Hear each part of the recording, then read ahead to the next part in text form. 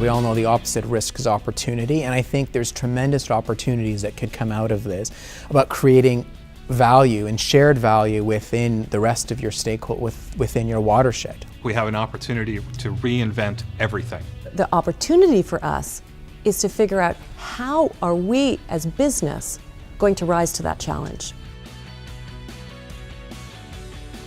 One of the roles of the Business Council for Sustainable Development, the World Business Council for Sustainable Development, is to promulgate best practice, bang the drum about stuff that's working, in the hope that others might get aboard and do the same. It's important for regional networks to have this global view, because we think we're isolated, we think we're reinventing the wheel, and it's very happy to exchange the experiences with other networks that seem to be having the same problems, facing the same problems. The real issue has been one of urgency, and I think that by combining a broad global scientific community to provide message in a bottle to WBCSD and our members, we have been able to see some priorities that are important from an Earth system science perspective, and hopefully, as we engage more with the social sciences, on the social aspects as well.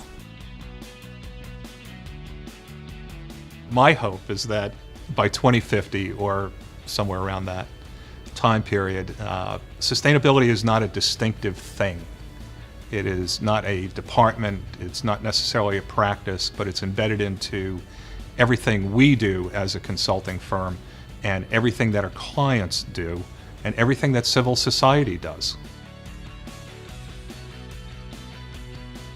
All of a sudden what's happened is that I'm seeing this rather dramatic disruptive change in the World Business Council, where it's actually shifted from theory into looking at practice. Where we're going with the World Business Council is what we need to do, is actually have actionable measures that we take back. And I'm going to challenge today and tomorrow, how are we going to go back and report our performance on these actions? Corporate sector is driving this agenda, and if the top 500 companies in the world set the standards, the suppliers to these companies had to deal with these standards as well, and etc., etc. I don't think we can trust the political community to do this. It's the business community that is the delivery part of society.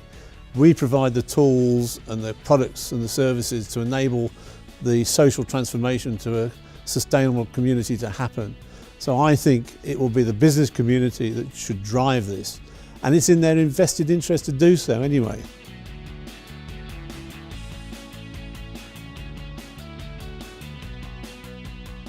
We cycled 30,000 kilometers from Alaska to Antarctica on a bamboo bicycle to raise awareness for the global water crisis. So that's what we learned during our travels as well, that you don't change the world on your own in a vacuum, sitting behind a laptop making an Excel sheet. You change it by working together and stepping outside of your own comfort zone, and really work together and put feet on the ground and have a positive impact on people's lives. We have a lot of friends in different organizations outside of the corporate world that try to make a change, a difference, and by pointing fingers. And that's not per se a bad thing or per se a good thing, but it's from the outside, trying to make a difference from the outside.